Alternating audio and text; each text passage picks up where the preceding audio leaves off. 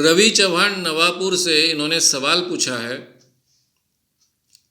कि आयुर्वेद जो है वो मेडिसिन है, साइंस है या फिर अध्यात्म है। क्योंकि आयुर्वेद में काफ़ी बातें ऐसी कही जाती है जो काल्पनिक है।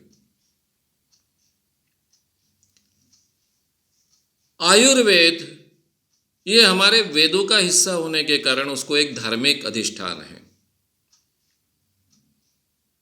वेदों में आयुर्वेद कहा गया है,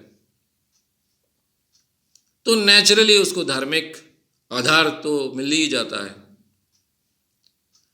लेकिन आज के आधुनिक युग में आयुर्वेद का जो मेडिसिन का हिस्सा है उसको ऑलरेडी मेडिसिन कर मान्यता मिल चुकी है। यानी आयुर्वेद का मेडिसिन ये साइंस है। लेकिन उसके साथ में जो थियरीज है, ये थियरीज काफी अनसाइंटिफिक है, उसके आधार साइंटिफिक नहीं है।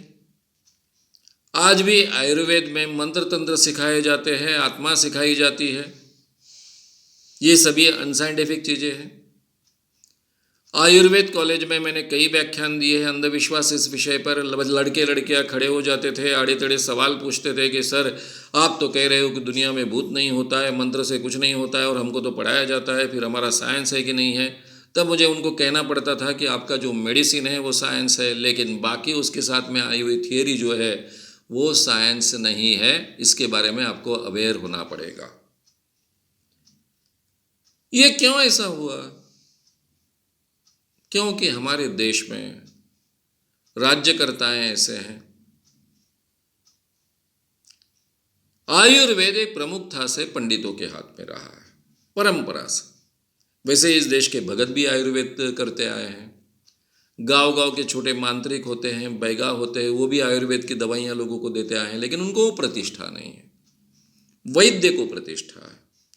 और वैद्य जनरली भारत में ब्राह्मण लोग हुआ करते थे, पंडित लोग हुआ करते थे। और ये पंडित लोगों के बड़े अहम, हमारा आयुर्वेद वेदों से चला रहा है, इतना पुराना है, भगवान के मुख से आया है, तो फिर उसमें संशोधन करने की क्या आवश्यकता है? उसको जांचने परखने की क्या आवश्यकता है? हालांकि हमारा जैसे गरीब देश में आयुर्वेद अगर अच्छे ढंग से विकसित होता तो कम खर्चे में लोगों को दवाइयाँ मिलती, क्योंकि उसके लिए केमिकल फैक्ट्रीज की ज़रूरत नहीं होती है। गांव-गांव का आदमी दवाइयाँ निर्माण कर सकता है। सस्ते में दवाइयाँ निर्माण होती, सस्ते में लोगों को दवाइयाँ उपलब्ध होती, और इस कारण एक ऑपरेशन की यानी सर्जरी की सिस्टम छोड़ दे तो बाकी दवाइयों की सिस्टम तो भी बहुत सस्ती मिलने के कारण आरोग्य की बड़ी समस्या हमारे देश की सुलझ सकती थी। लेकिन ये जो पंडितों के हाथ में आयुर्वेद रहा वो वहीं अटक के रहे हमारे पूर्वजों ने, और उसमें साइंटिफिक संशोधन नहीं हुए, विकास नहीं हुए, इसलिए देश का बहुत बड़ा नुकसान हुआ, ऐसा मैं मानता हूँ। आयुर्वेद के क्षेत्र में साइंटिफिक तरीके से संशोधन होने की बहुत आवश्यकता है, ऐसा मैं मानता हूँ। अब ये आयुर्वेद के कॉलेजेस में तो मैंने कहा पढ़ाई में तो अंधविश्वास है ही। मेरी एक स्टूडेंट है, उस स्टूडेंट ने एक बार मुझे कहा कि मुझे पीएचडी सैंक्शन हो गई है। मैंने अभिनंदन किया कि चलो एमडी के बाद में इसकी अभी पीएचडी मिल गई है आयुर्वेद में। मतलब विषय कौन सा है? बोले अमुक अमुक दवाई देने के बाद लड़का ही होता है, ये मेरा विषय है। अब दवाई से लड़का ही होगा ये कैसे संभव है? ऐसा कोई संशोधन हो नहीं सकता है, ये मैं जानता था।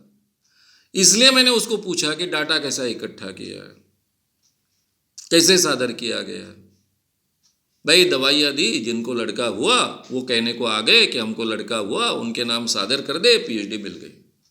अब इतना अनसाइंटिफिक तरीके से अगर पीएचडी दी जाती है तो उस विषय का भविष्य क्या होगा, आप समझिए।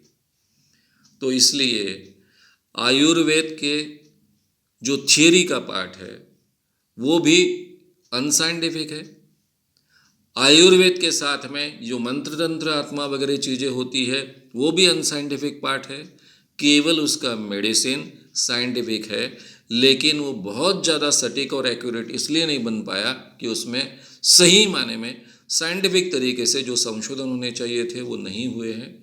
नहीं तो आयुर्वेद एक बहुत एग्जैक्ट एक्यूरेट मेडिसिन बन सकता है।